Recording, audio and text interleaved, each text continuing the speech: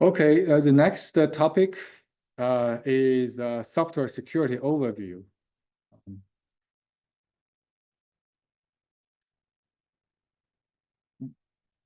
What other question?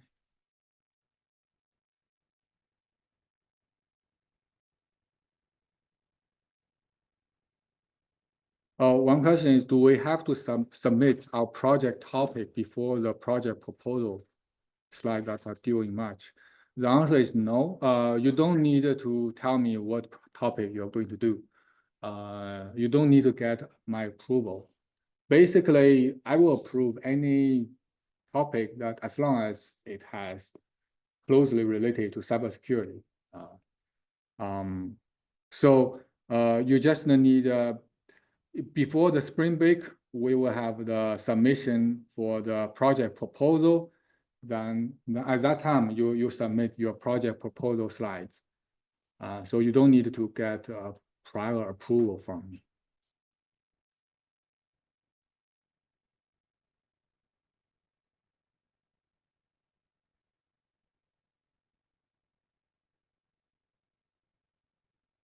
Okay, this slide is a high-level introduction on software security.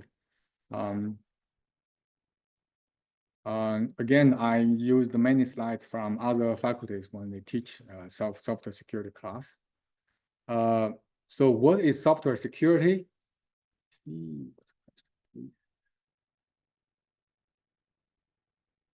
Do we have any set of topics we can pick one of them and work on that?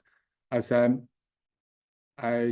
explained in last class, this is a potential research topic for the term project. You can pick any topic here for your term project, or you can pick any topic you can find on those cybersecurity conference. So that's my answer to that question.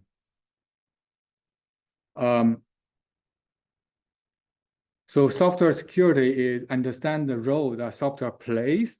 So plays in both as a source of insecurity. So the majority vulnerability in the internet is because some software, they have bugs, they have security holes that has been exploited by attackers. And software also providing security, like all those antivirus software, intrusion detection software, those incident response software. And the principal method technology to make software more secure. Like when you graduate and go to software development company, like go to Microsoft or go to some other place, where before you do any programming to generating code, you will most likely will have some training session by your company. The training session, they will talk, of course, talk about company's policy, but a major part of that training, especially for software developer, is to tell you how you can make your software developing more secure and more modular and more compatible with others, because in the real world, no one can develop a commercial software all by one person. So you have to collaborate with many other programmers, with many other branch.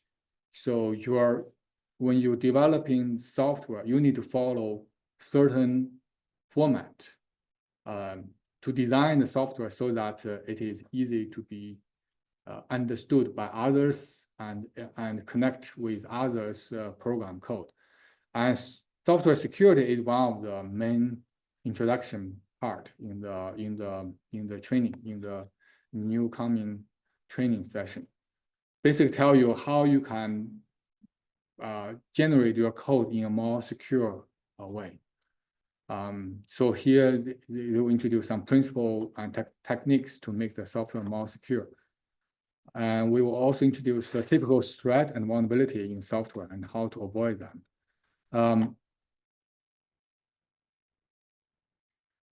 Traditionally in the high school and college classes, especially in those programming courses, the instructor don't put much emphasis on how you can write code to be more secure.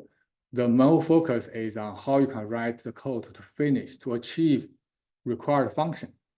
So in programming courses,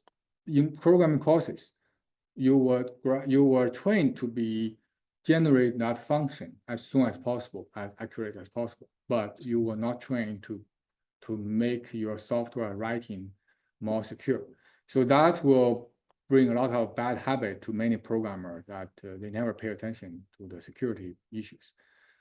And in software company, especially for some new software company, small software company, they want to push out their software product as soon as possible to occupy the market. If you delay your software product release time for longer time, then you will not gain the profit. You will not compete with others.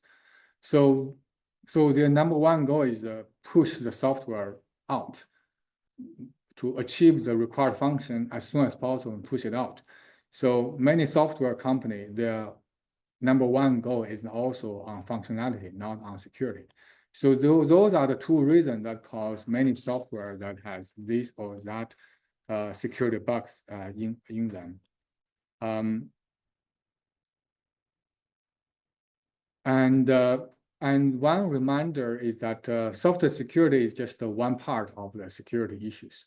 There are many other parts of the security issues, like people, like in software developing company, they also have a group, like a branch on human-computer interactions, how to make these human-computer interactions more convenient for the users. But we should also pay attention how do you make, when you make these human-computer interactions more convenient for users, how you can maintain the security, not make this interaction to be vulnerable to the attacks.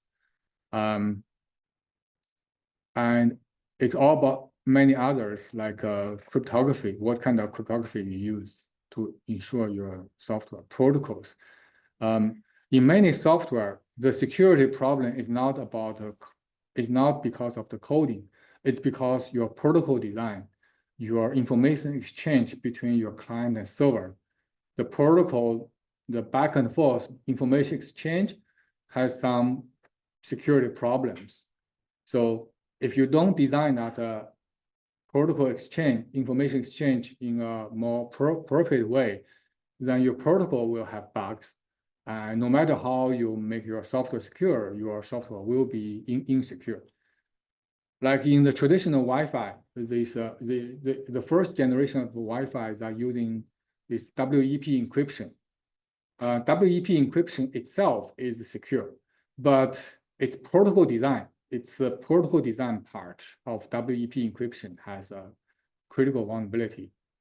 So no matter how you design your software coding, because of the protocol vulnerability, your software will be vulnerable. And policy legislation and public relations, public perception. So security is a lot about many other things, not only on software security. Security concept. Security is about regulating access to assets. So that's a very high level summarize. The assets can be many other things. The data, your secret data, your user login name, user's password, and your database information. Regulating access. So you will make sure that the access to those information is only provided to the people who have the privilege, who are authorized to do so. The assets could be information. The assets could also be functionalities. Like some function, you only provide it to administrator. Some other function, you can provide it to the normal users. So if you provide too much functionality to the users, then your user, the bad user, could make your system vulnerable. And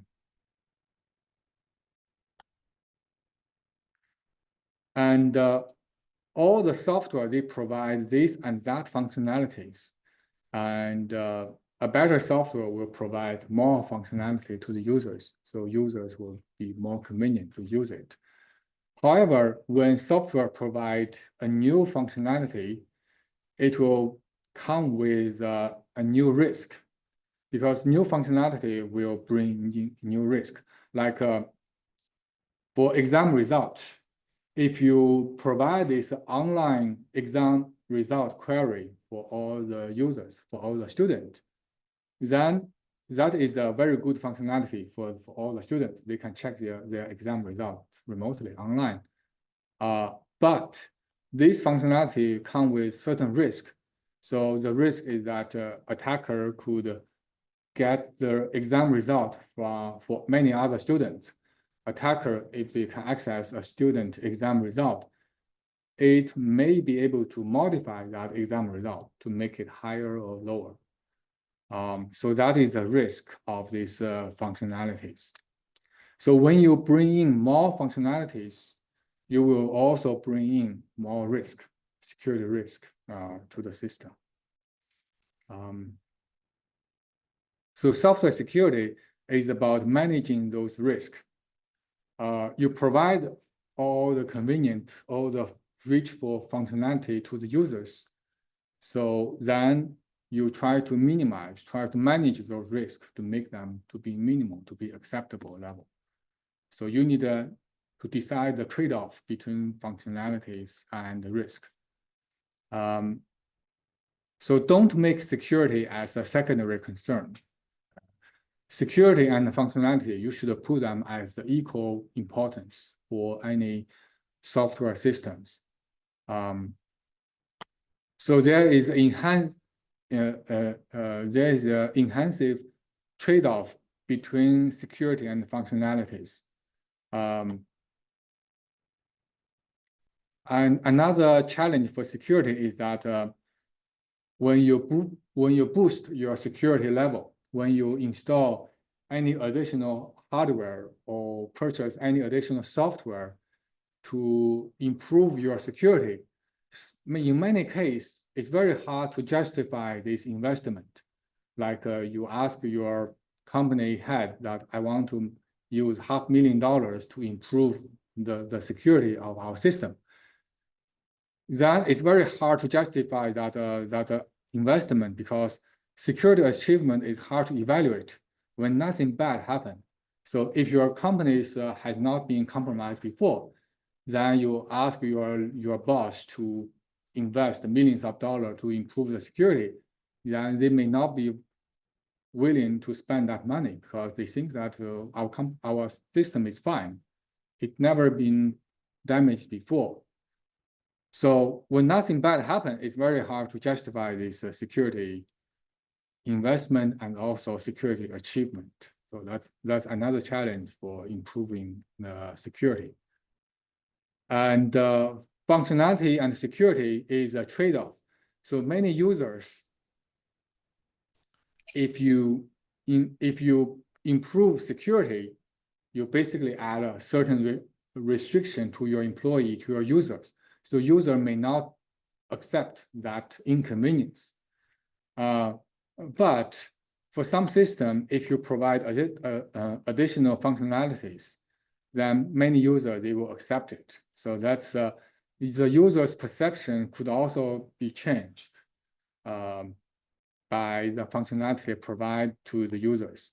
And so sometimes it's hard to measure how much security you can put into your system because you don't know what's the acceptance level for your users. This is show the relationship between all the security concepts. Like owners want to maximize availability usefulness because you want to provide more functionality to your users. You want to attract more users to your system. But at the same time, you want to minimize the risk. This two has some conflict. Like when you have more usefulness, when you have more functionalities, you will increase the security risk. Like the useless machine. right now, you can only access use-case machines through UCF campus network. So it doesn't, you cannot directly connect with the use-case machine from outside of the campus network.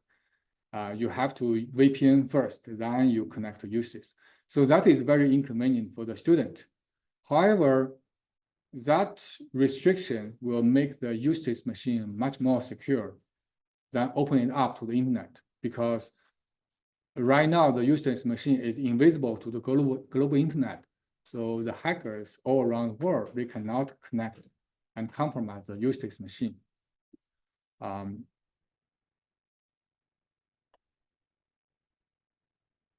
So this is some relationship between all these layers, all the functionalities for the software. Any discussion of security should start with an inventory of many aspects. So it's not just about technical aspect. If you want to improve the security of your system, it's involved with the stakeholder, like the owners, like the companies. What's their goals? It's also involved of the data, like whether this data is very sensitive or not, whether the data is attractive to attackers or not. Like a credit card data saved by many e-commerce company, that is a very attractive data for all the hackers, because when a hacker can get credit card data, then they can sell this data to the black market. For the government, like the government OPM, this HR division for the government, this users information, especially social security number, is very attractive data. So if the data is very attractive to the attacker, then the data would have more risk, will have more risk to be attacked by skilled attackers. If the data is not that useful for attacker, then you don't need to worry about too much of those high-skilled attacker to your system. That is the same thing for the service.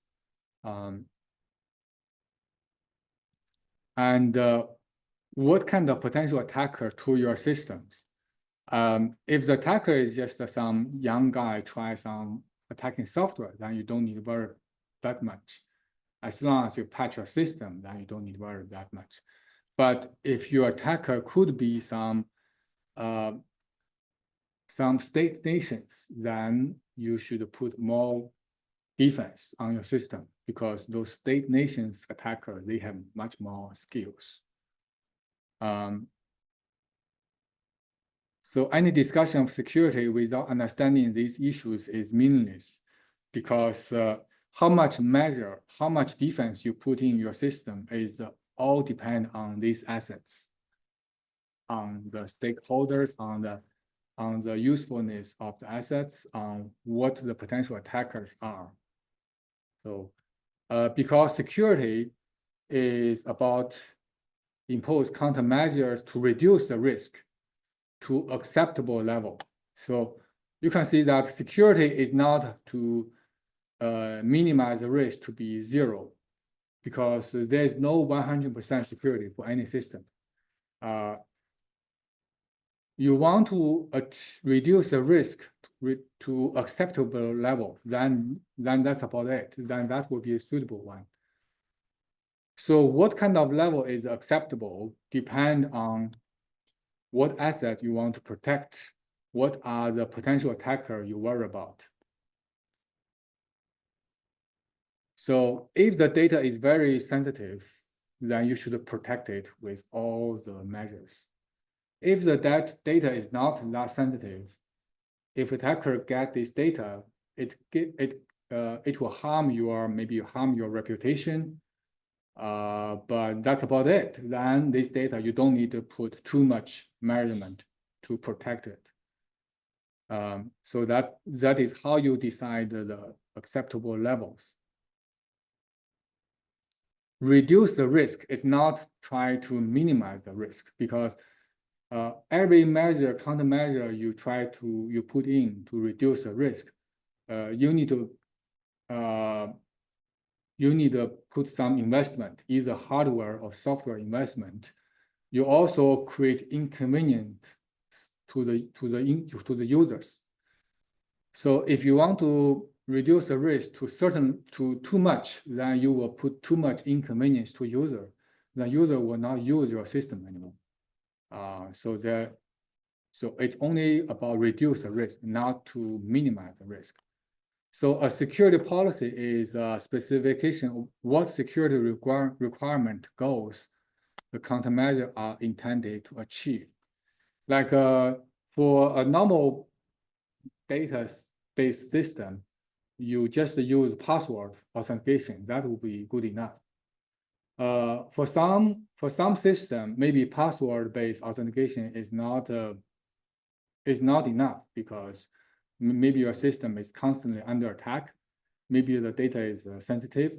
So then you can ask a user. Then you can implement next like two-factor authentication. Like many accounts right now, when you log in, it requires you to do two-factor authentication. It requires you to get a cell phone's text message to input this code in the text message. For UCF, we use this two-factor authentication. We need to install this security app on our cell phone. Then it will ask you to use that app on your cell phone to do the second authentication. Not only use password. Password is first factor. So that's the two-factor authentication. Even for some more secure place, like for some government agencies, for some banks, like a database, when you log in, they will implement a more secure way, like they will give you a security token, physical token that the authorized employee can carry.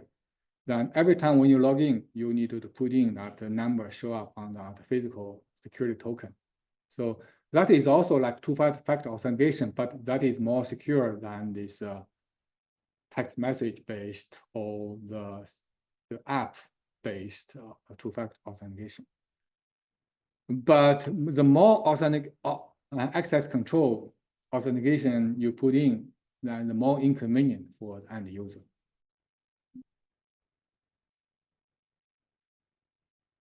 So security mechanism is to enforce the policy, like the security policy, and what action we should take under an attack. Security mechanism is like you should define beforehand what kind of countermeasure we should do under this kind of attack. For some severe attack, we can take dramatic action like cut off the network. So that's the most dramatic action that you can do. Like when your computer is compromised, and you worry about attacker do a lot of damage to your system, then you can cut off the internet, then try to fix your computer offline. That is the most dramatic action. Some other action is like inform your tech support team to everyone come in to try to resolve the place, and maybe tell your internet service provider to block certain traffic to your system. So those are all the security measures. For security, for information security, there are three basic requirements. So we usually say it's called CIA requirement. Information security, the first is confidentiality. That is what people most realize. Security is about make the information secret, only known by the sender and the receiver. The information should not known by any others. So that's a confidentiality. The way to realize confidentiality is use encryption. So everything should be encrypted. But there are two other basic security requirements. One is integrity.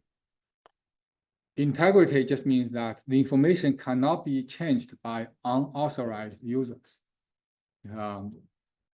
Another is availability. So authorized users can always access information.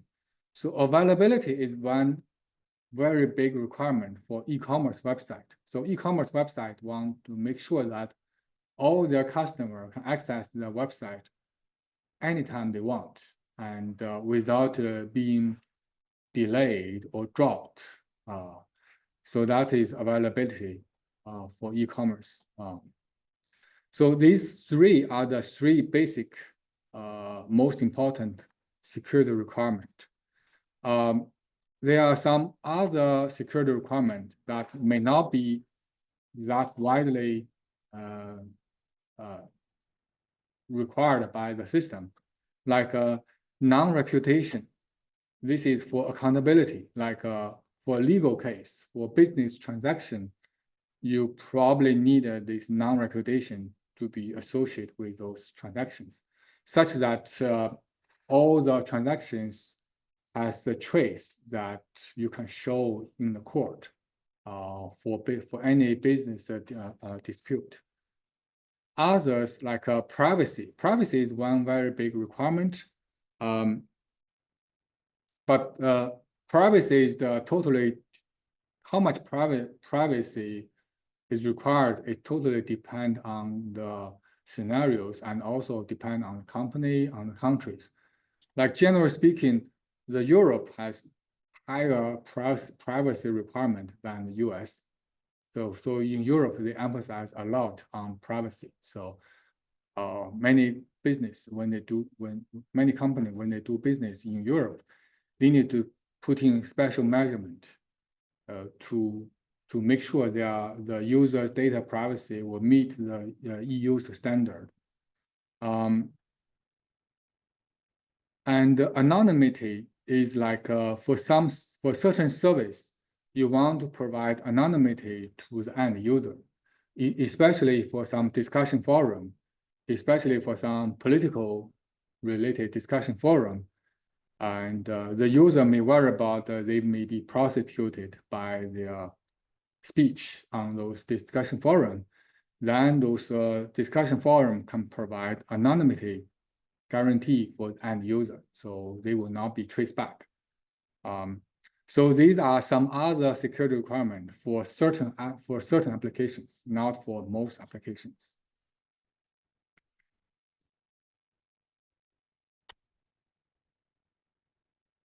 There are more concrete goals like traceability and auditing. So this is for forensic purpose. It's similar to this non-reputation requirement. You need to have traceability and auditing.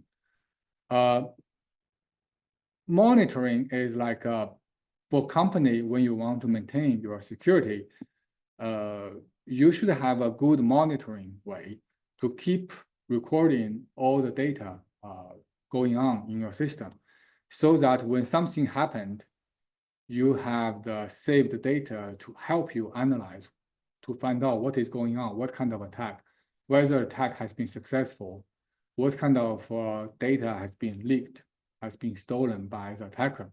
All of this need you to have a good monitoring system. And monitoring is also the foundation for you to have a better detection for any security attack. Multi-level security is like you should put in multi-level security checkpoint for important part. Just like in the physical security, for any high security place, you should have multi-level checkpoint to check all the incoming requests. And there's a term called information assurance. Well, information assurance, you can think that it contains all the requirements of security. So people just information assurance. It's not specifically one requirement for security.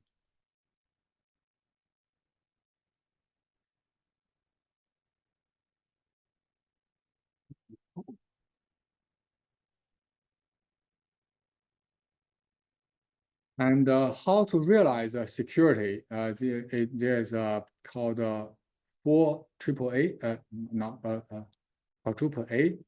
It's how to realize security. One is authentication. It's for example, your user login, the password authentication.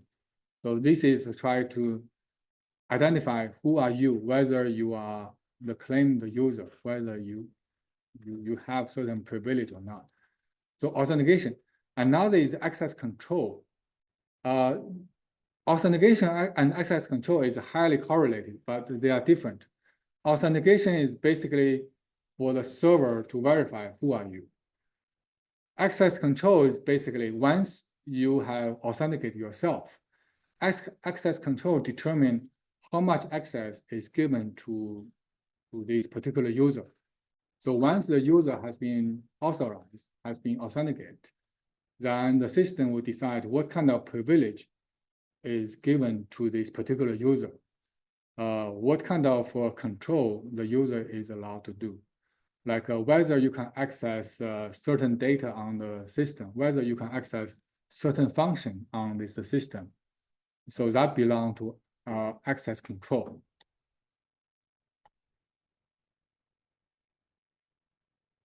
Auditing is basically corresponding to the monitoring. You should have a good monitoring system. You should have a good data storage system to save all the transactions, all the actions in the system, so that you have a good auditing to check if anything went wrong. The action is once you detect any security attack or violation to the system, what action do you take? Like if you find a user, an authenticated user, try to access some data or some function that he or she was not supposed to do, then what action do you do to that user?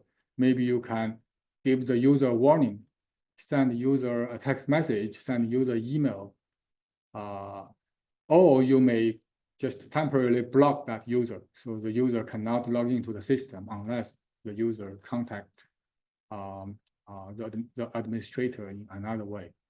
So that's the 4A, is authentication, access control, auditing, and actions.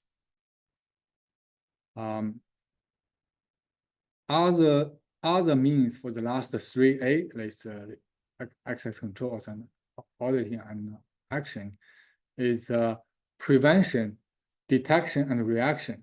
So this three name is based on when the action happened compared to the attack. Prevention is any action happened before the attack. So what kind of measure you do to put in the system before any attack come to the system?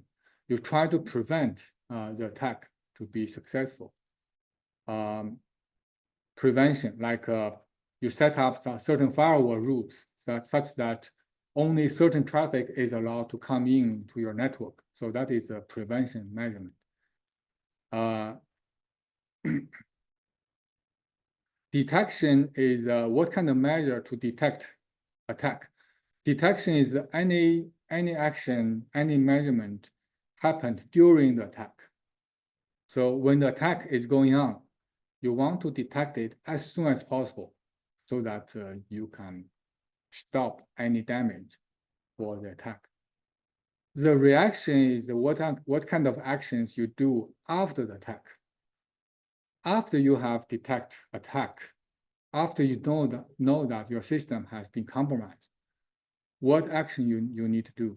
Like what kind of measures to recover the stolen asset, or what kind of measure do you recover the operation as soon as possible, so that like e-commerce website, if your system has been crashed, how can you recover your system as soon as possible so it can serve customers?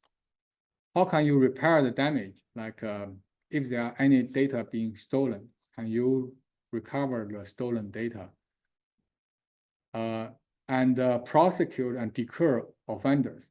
How can you try to catch the criminals and collaborate with police, with law enforcement to catch that criminals, to put them into prosecution, so that you can deter further the other offenders in the future. Reaction is also how can you purchase additional software and hardware and human resource to make your system stronger so that you will not fall to the similar attack in the future. So that's a reaction. So prevention, detection, reaction determined by when this action happened compared to the attack.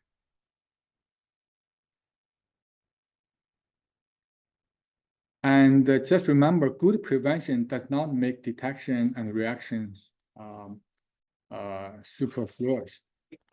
Because any security, one security measure is not enough. You need to do multiple level of security measure. For example, in the real world, many of our home, we don't have very good security mechanism to protect our windows or door to be break in by criminals. Like most of our windows and door, it's very easy to be break by a criminal, and they can enter your home very easily. But we don't worry about that much of such kind of break-in because of other measures, because of this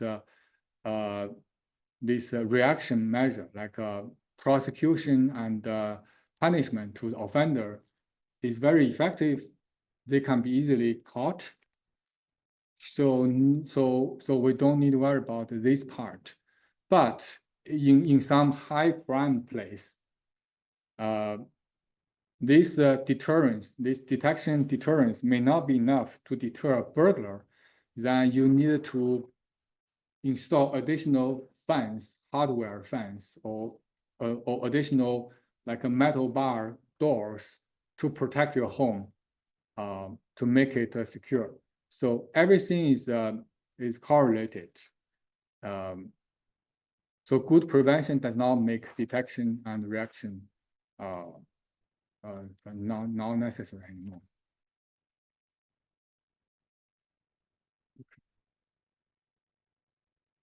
And the threats versus the security requirement, like it's a little bit more information I need to introduce. Okay, I will stop here and I will finish these slides in next class. The next class will introduce a little bit some new content, more technical part. This is more abstract level, but next slides, next topic will be more technical. Okay, that's all for today's class. See you this Thursday.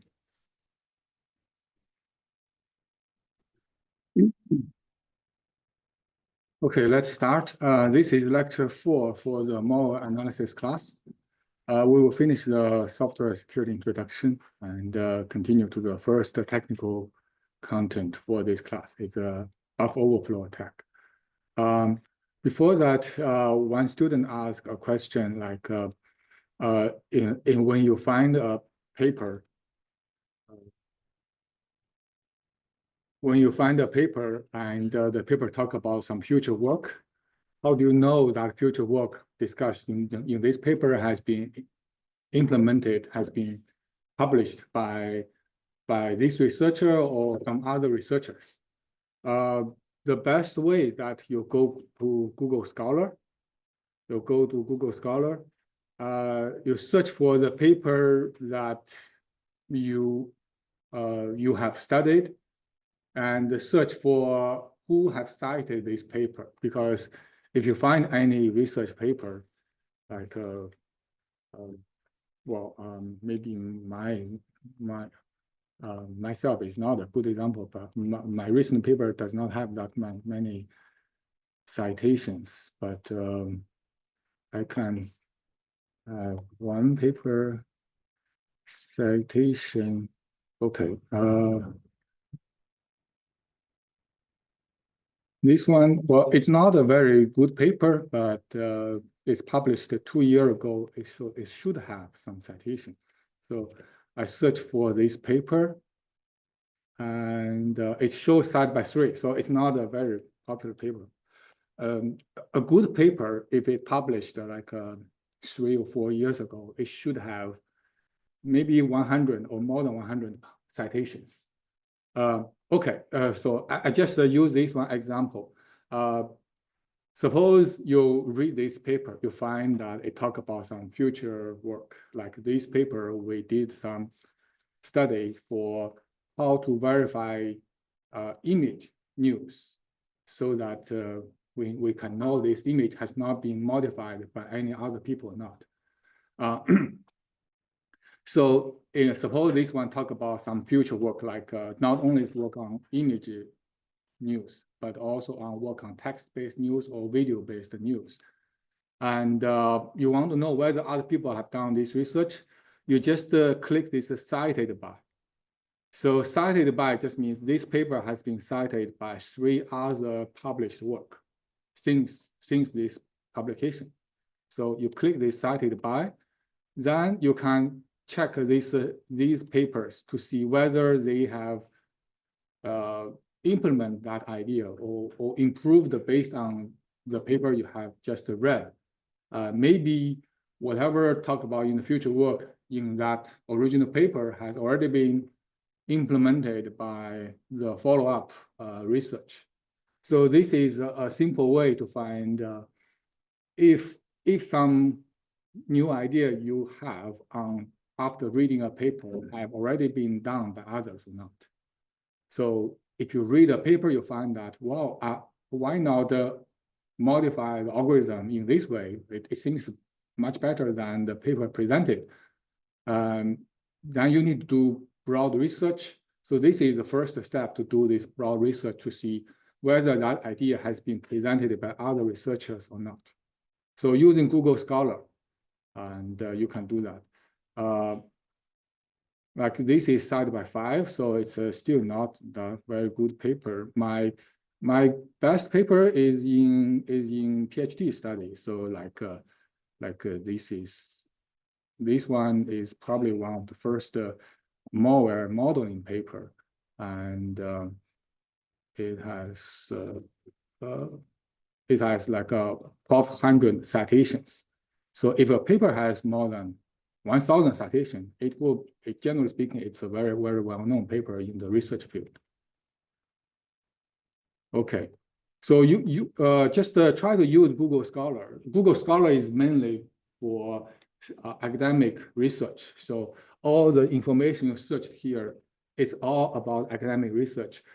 But most of them are published paper, but some of them you searched is published article on some website or on some magazine. Even though they are not treated as academic publication, they are still related to research. So just try to use Google Scholar to do this broad search, because there are many smart people out there. If you think about new idea, it might be some other researcher have already done it. But sometimes you should not be frustrated that your idea has been done by some other people. If you read a paper, they done exactly the same thing. You should read more on that paper to see maybe they present this similar approach, but they are doing it in a different way. So you can still write your paper using your own way to do it. That is still considered as a contribution because your approach is different from the published paper, even though your presented big picture, big idea is same. Okay, so let's come back to this software security research. So last time we mentioned here is basically threats and security requirement. These are the potential threat to your system. Then for the corresponding threat, what is the corresponding security countermeasure to deal with that threat? Like information disclosure, someone discovers some secret information, then you need to use ways to keep this confidentiality, to satisfy this confidentiality requirement. So basically this threat is try to attack this confidentiality requirement. Tampering with information. If you worry about someone modified the data you received, maybe when you receive an email, it comes from your friend, but maybe you worry about this email is not generated by your friend, but generated by some spammers. Then that is attack to integrity. So you should have some integrity checking mechanism to deal with that threat. Denial of service is very popular in the internet because it doesn't need an attacker to have that much skill. Denial of service is mainly targeting those e-commerce websites. So for denial of service, basically it try to attack this availability requirement. Spoofing is, so you need to use authentication way, like if you connect to a bank website, before you further on to enter your login information, you should verify that whether this website is really the bank's website, not some fake website generated by attacker.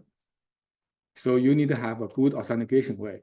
In the internet, the website web server use a digital certificate to provide authentication to the end user. Unauthorized access is about you should have a strong access control mechanism. Just like when you install any app on your smartphone, the app will ask for a lot of permission. So you should be careful when you say allow all the permission for the app. Otherwise, the app may have unnecessary access to your secret data on your smartphone. And countermeasures, just the defense measures, can be non-IT related, non-technical related, like physical security of building. You use like a RFID card or other card to enter the building. For some server room, you have another special key to enter a server room. Legal framework to deter criminals. So just like for home, you don't need that hardware to close all your windows and door. You just use legal prosecution as a deterrence. Training employee so that they will not fall to the trap of the spammers. Like most internet security incident for some big company, their starting point is one of the employee fall to the trap of some phishing attack or social media attack, and they reveal their password account information, so attacker can jump into the enterprise network. So you need to have a good training for your employee. One training many companies do is a phishing campaign. Like UCF have done that a few times in the past few years.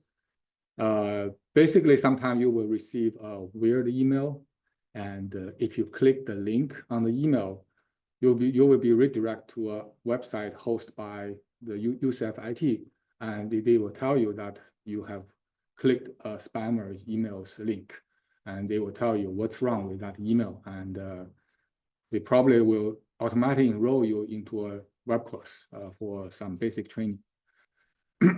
So we have met that several times before. So that's a phishing campaign for all the employees in a company. They are important, but they are non-IT related. We will not consider those. Another point to mention is that all the defense mechanism can lead to new vulnerabilities, because when you put up a firewall, when you put up a gateway, when you put up some intrusion detection software, that software or that hardware may itself be vulnerable. For example, one typical example for this is that if we only allow 3 incorrect login, then after that, if the user log in again, the system will block the user login. So that is a natural defense to defend against password guessing attack. But this kind of defense will introduce denial of service attack to many of your users. The vulnerability will introduced by this defense mechanism, denial of service attack. basically, if attacker knows that your system set up in this way, as long as they can know your user's username, they can just try all these username with multiple password, fake password, just a random password. Then all those users' account will be blocked, will be locked. Then that is basically denial of service of all your legitimate users. So that's a typical example for that the countermeasure will bring in additional vulnerability to the system. Another typical issue here is that the countermeasure itself is vulnerable, like you install antivirus software. The antivirus software has a security hole that can be exploited by an attacker. If a countermeasure relies on new software, well, it's not just a new software, it could be a new hardware. Bugs in this new software may mean that either it is ineffective, it will bring you a false security, but actually you are not protecting your system. Because this new like antivirus software doesn't do any effective detection. Worst part is that it could introduce more weakness. Like this is a well-known worm. Well, it's very old, but it exploits a security company's security software. So basically, all the security software generated by that big company at that time has the same security hole. So when the worm appeared in March 2004, almost every computer installed with this company's security software has been compromised. So that is this point that you should pay attention. So to deal with this kind of defense, currently, I don't think any system will freeze any account when the user log in too many times. If a system see a user logging to this account for more than 3 or 5 times in very short time, it will ask a user, either you contact the customer service directly using phone or other way, or you can only log in again after like 5 minutes or after 10 minutes. So that is like a soft frozen. It's not totally frozen. It's soft frozen. So you can log in 5 or 10 minutes. But that mechanism is still could be denial of service, because if attacker knows that, attacker can keep logging with that username every 3 times per minute. Then the legitimate user will never be able to log in again. So even the soft blocking still has some issues here. Another example for this security software could bring in new vulnerability is this SSH, Open SSH.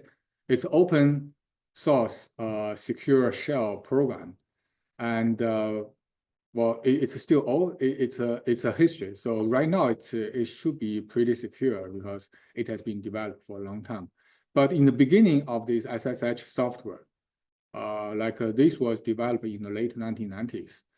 In the beginning usage of SSH, it has so many vulnerabilities that it keep updating to deal with those vulnerabilities. But open source software has the good thing that because it's open source, so after it has been used for some times, then all the security holes has already been discovered. It's not like a proprietary software. A proprietary software could have that vulnerability for more than 10 years without being discovered.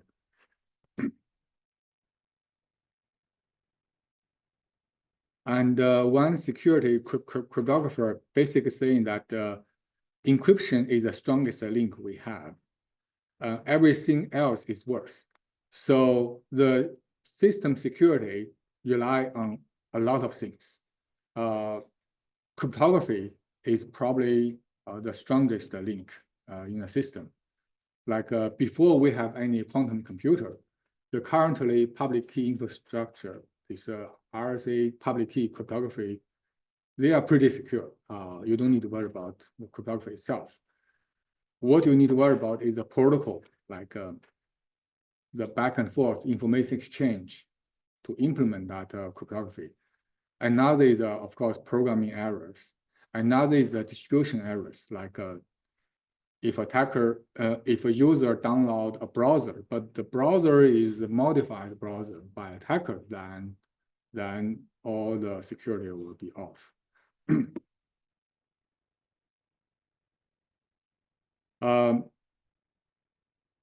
So software security is what are the methods we can use to provide security.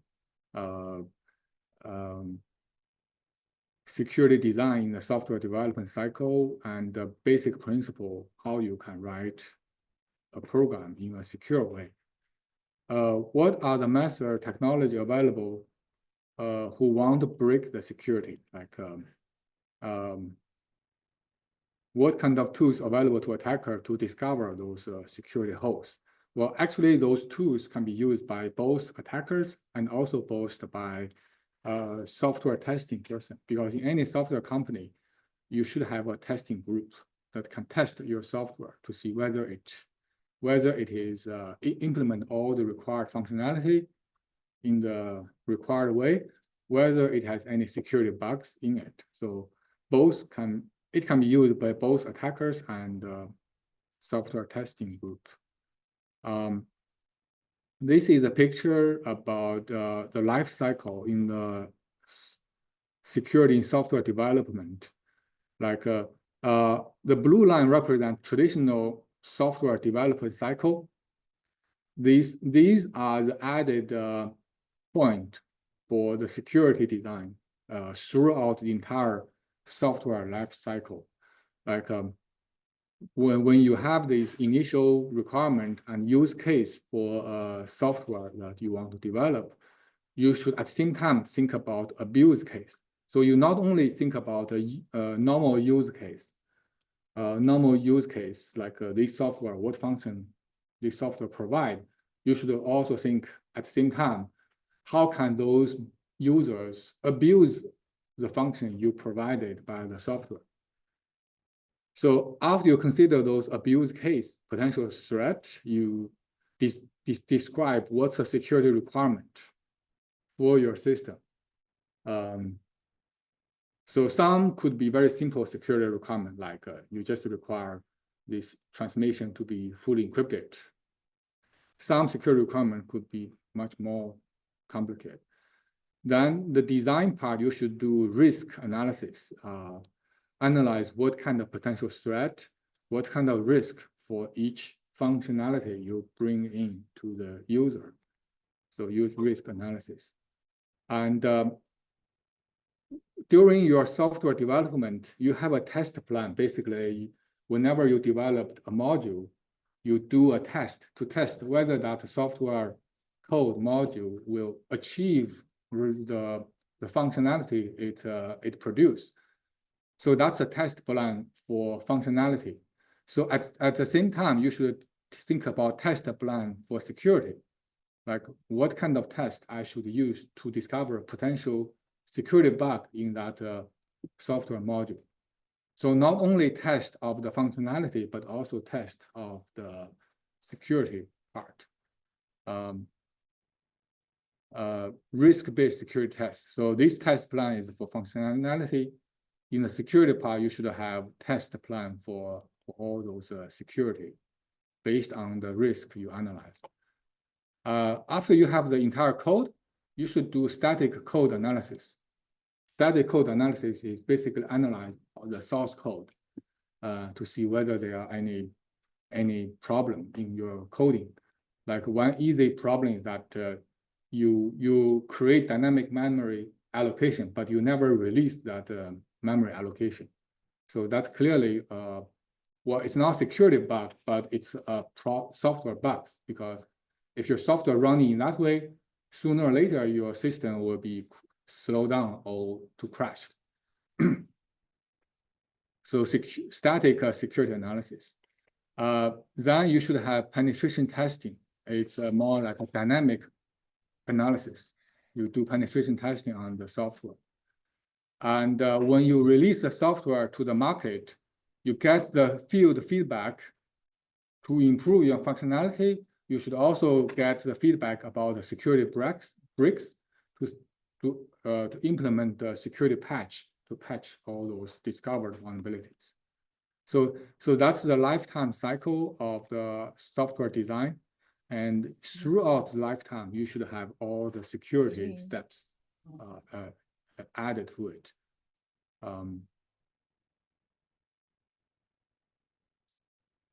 Professor, I think one of the online students had a question. Oh, let me see. Somebody was talking. Oh, but okay. Oh, never mind. Unless it's heard something. Yeah, it's possible that one student didn't mute the microphone. Okay. Yeah.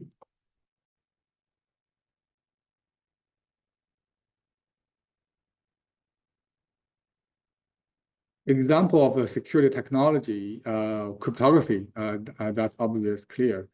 Access control is, well, I haven't done that much research in access control, so I'm not familiar with this part because this one requires a lot of policy design. Access control basically like a role-based access control, like if you are general faculty, like in UCF, if you are faculty, you can access this part information. If you are instructor for a class, you can access the roster for this class, but you cannot access the student roster for another class that you are not teaching. But if you are the program manager for that master program or something, you may have access to all that program's class student roster. So this is called role-based access control. It's based on your role in the company, then they will give you the access. Another is access control is based on individual user. So they can define that for this individual user, what kind of information I gave him access. Language-based security is about program language. Some program language, they have better security than the others. Some language you don't need to worry about certain coding errors because the language itself will take care of that. Some program language, they are lower level program language, so you need to think about all these small bits by yourself.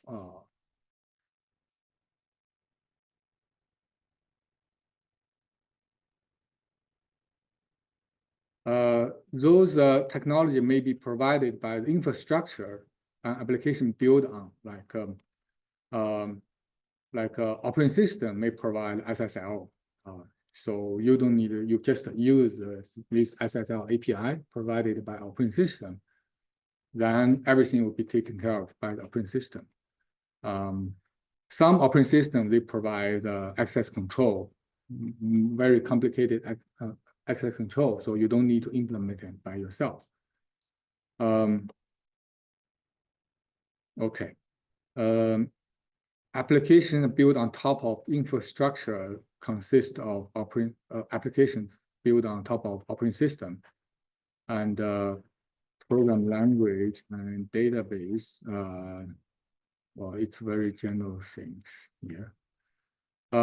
Source of software vulnerabilities is one is bugs and security bugs, or maybe not security bugs, but they could lead to the crash of the program. Inappropriate features is like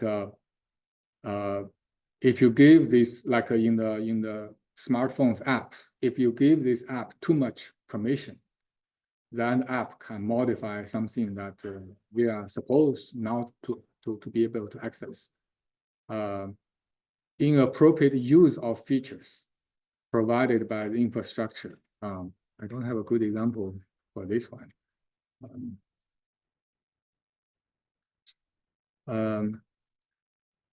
Main cause for these like inappropriate features, inappropriate use of features, is the complexity of the system. If the system is too complex, sometimes you are not clear what kind of feature you should give to the system. Just like for the smartphone, there are so many permissions. And when you install an app, it asks you this permission, that permission, then most users, they just allow all, because otherwise it's too much headache to deal with that. Another issue is that like when you access many websites, the website will, at the bottom, it will show that it will, what kind of cookie do you allow for the website to use? Most likely you will say allow all the cookies. Then it may have access to something that is not supposed to give to that website. So there is a inherent trade-off between functionality and security. So security is basically limit access to the information. So when you limit access to some information, you will add many roadblock to the legitimate users. So legitimate user needed to go through authentication, go through two-factor authentication, go through additional steps to verify them, to use a specific hardware or software to access those information. So that will make a legitimate user inconvenient to use the system. On the other hand, if you provide too much functionalities, you will open up attack venues for the system.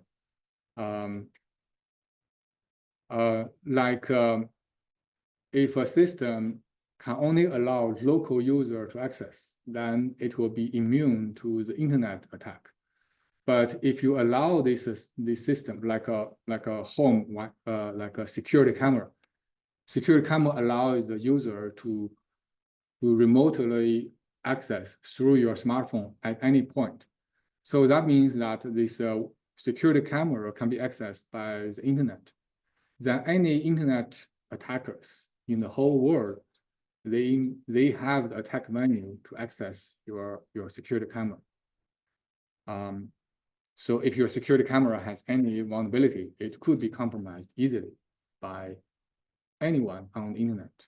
But if you limit the access to the secure camera to only within your Wi-Fi, then only the attacker that can join in your local Wi-Fi in the neighborhood, they can compromise your security camera. So when you provide much broader functionality, you will open up additional attack venue to attackers. Threat modeling basically analyze what kind of security risk, what kind of requirement to provide defense against those security risks. You identify the data you want to protect, identify who are involved, who own the data, who use the data, and who could possibly attack this data.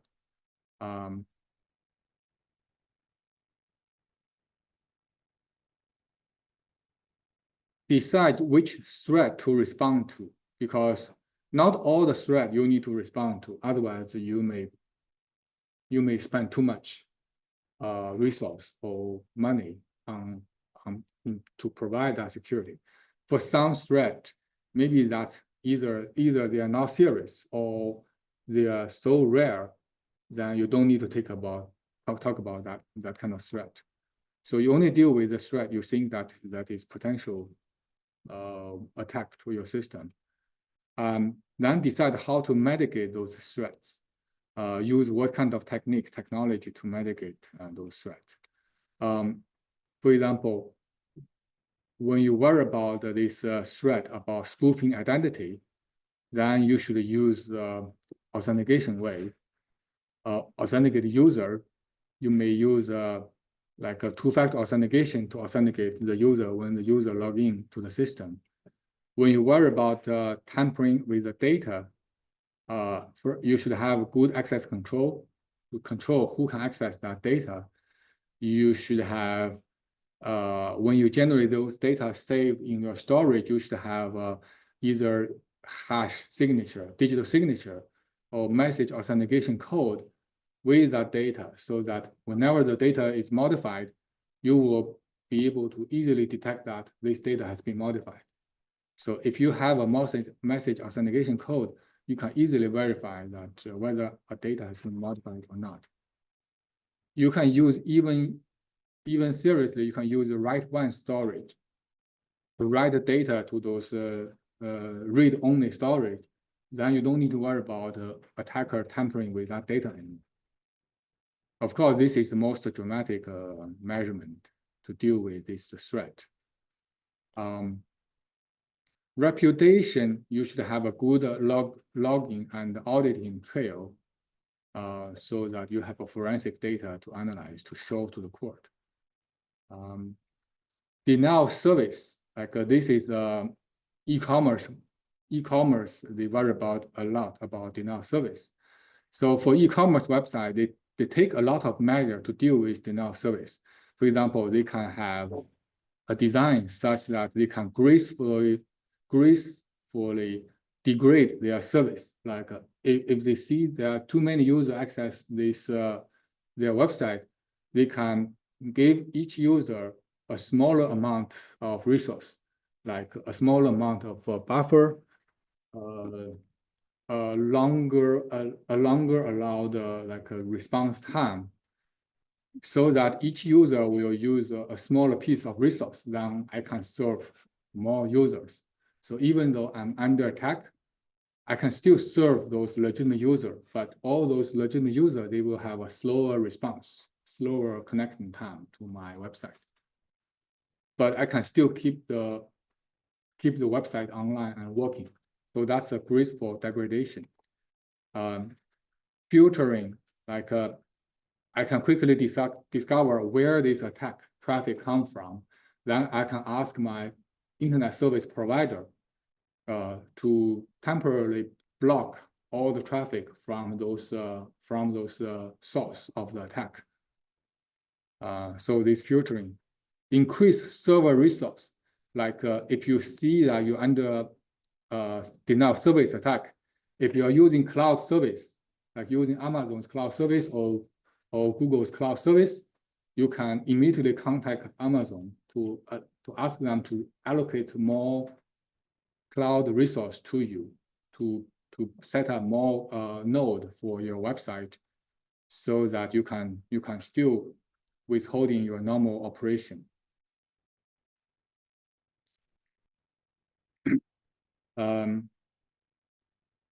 If you worry about elevation of privilege, you should have a good, stronger design in access control, so that normal users, you cannot elevate the privilege to access information they're not supposed to access.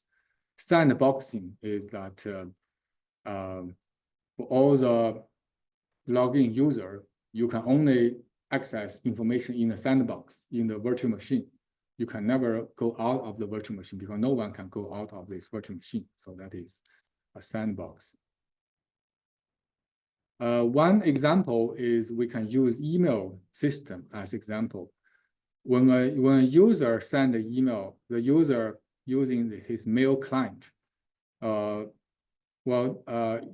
This in the old days, many users use a mail client. You use a potential software to send email. But right now, most of us using browser to access email. Then there will be no mail client anymore.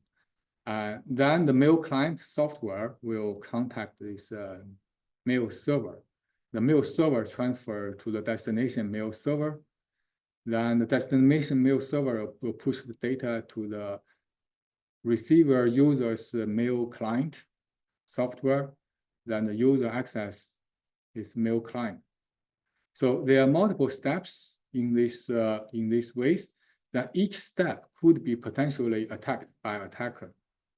So once you decide these steps for the information flow, then for every step you can think what kind of attack to that step particularly.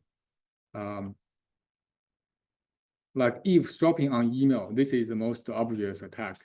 Basically on the step 3, when the email is transmitted on the internet, it could be easily eavesdropped by attacker at the internet, on the internet. So it's relatively easy to eavesdrop on the internet. So content of email is by no means confidential. In this way, you can let the email server to use in secure connection, because normally the email protocol used here, there's no encryption. So between the email server and email server, when they transfer email, there is no encryption in them. But you can implement your email server software such that when it contacts another email server, it will set up this secure connection. So all the information transmitted here is encrypted. That can be done by the email server. But for the end user, if you don't know whether your email server will keep this email encrypted or not, you can do this by yourself. Like you can send that critical information encrypted as a file, then put that file in the email attachment and send to your recipient. So you put this encryption by yourself. Another attack is modifying email. Attacker can do that in this number 3 steps or these steps. Modify email is that you should have some integrity protection for email. And the spoofing email is that attacker could send a spam email and claim it's from your friend. But the general email protocol doesn't guarantee who the sender is of the email. So this part is a wild west, and it can be easily attacked by attacker. Attacks against mail server, that will need you to protect your mail server against a denial of service attack or other. And email could be as attack dispersion channel, like a email-based worm or email-based virus is like when a computer is compromised by the virus or worm. The virus or worm will generate new email sent to all the email address it can find on that compromised computer. Then the worm or virus code will be put it as an email attachment in those sending out email, hoping that one of the recipient will click that attachment, and then that recipient computer will be compromised. So this email is an attack dispersion channel. So attack format, one is a spam. Spam is this spoofing email. Denial of service attack is that attacker can send a large amount of junk email to, suppose in a company, you know that this CEO is doing some very important business today. Then attacker could send a large amount of spam email to that CEO's business email account, such that this CEO will have too many junk email in his email. Then maybe the legitimate email will be buried in this junk email ocean. Then he will have no time to deal with that business email anymore. So that is a very typical denial of service attack. If you don't want a user to receive and process important email, you can send a lot of junk email to that particular recipient. Another way is that you can send a large amount of data to the mail server. So the mail server will be denial of service. It cannot receive those business email in time. Phishing attack is also like this spoofing email. Phishing attack, and if the email client trusts the email and click the link or follow the instruction on that email, they may connect to a fake website. They may reveal their login information to the fake website. So that's a phishing email. Email malware is this one, email as a dispersion channel. So the malware will be posted as attachment in the email. So those are the attack format. Possible defense,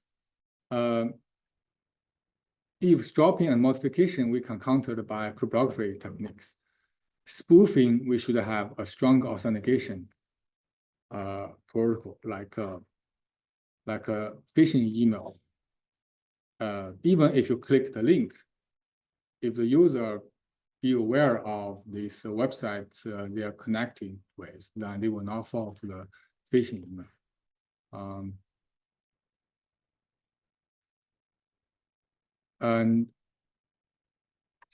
But still, phishing email is a very, very popular attack method because it's very easy for attacker to do. And for a company may have hundreds of thousands of employees. You can always find some employees that fall to the trap of the phishing email. So most employees, they will ignore those phishing emails. They know that those are not real email, but you can always find some weakest link, some employee that will trust this phishing email and reveal their company secret. I mentioned this one before, vulnerability in countermeasures, like this worm, because this software company, their software has a secure box. Okay, so that's the very general